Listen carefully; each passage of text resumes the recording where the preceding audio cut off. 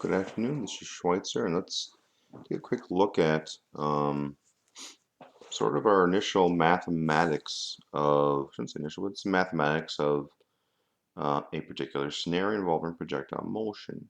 Okay, so essentially we have this crossbow being shot a distance d, and of course the crossbow has an initial velocity that it shoots with pretty consistently, and some engineers are trying to figure out what that velocity is apparently. It's dropping as it goes because it's being subjected to gravity at a certain height h. Here's a data list below, and they are looking to track various distances. Keep in mind our overall experiment is to figure out the velocity of the dart, okay, which is in the horizontal direction. Time it takes the dart to hit the target is not listed. So a pretty common scenario again. They could give some complicated examples of part A, but they tend to just stick with a certain couple of problems that get sort of recycled all the time. So the chances of seeing something on a test that you hadn't seen before is relatively slim in this situation. So they want you to derive an expression in terms of t and h and g. Remember that the derivation should start with a fundamental equation. So um, we're looking to what equation we use. And I'm going to go xt equals xi plus vit plus 1/2 at squared. So this is our distance formula. They would potentially put a y in here, okay, for the y motion. Yt equals y1 plus vit plus 1/2 at squared, if you want to call it that. I don't see a real distance difference here. And let's just start working our way through and just kind of get an idea how they want you to derive these things. So first things first, we want to make sure we're using these variables right here. Okay. So the next step might be just introducing those variables.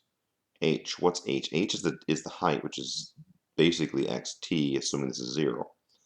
So then that would just be h equals vit plus 1/2 at squared.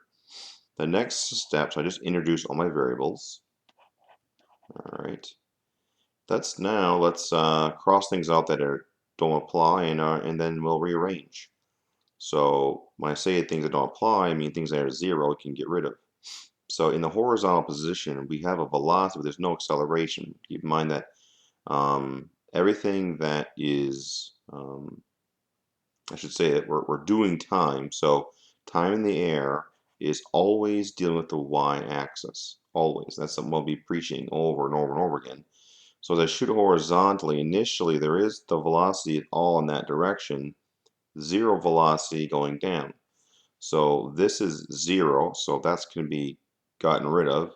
So it's just going to be 1/2 at squared. Now rearrange, solving for t. Keep in mind that this could look like this. This sometimes catches kids. At squared over 2. So that, now things move diagonally. So it's going to be 2h divided by a, and then we're going to square root solving for t. Okay. And then the next point here says, okay, using this formula, just fill in this last column using a reasonable number of sig figs. So we're going to use acceleration of gravity, or g, to equal 9.8. We're doing a little bit more closer measurement here.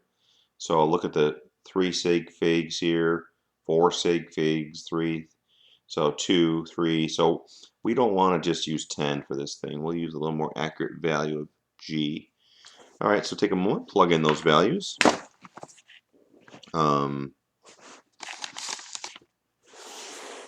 And I will fill them in as well.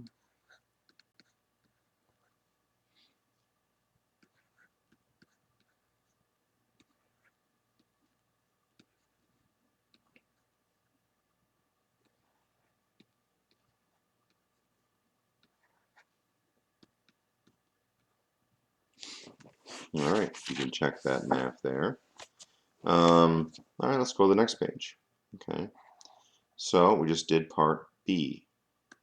Part C. Okay, so it says what representations, what quantities should be plotted on a graph if the graph is to have a linear trend and the slope of the best fit line is the launch speed. Keep in mind, this might seem a little strange to see what they want us to do here, but keep in mind that our goal is to figure out what the speed of the velocity of the dart is.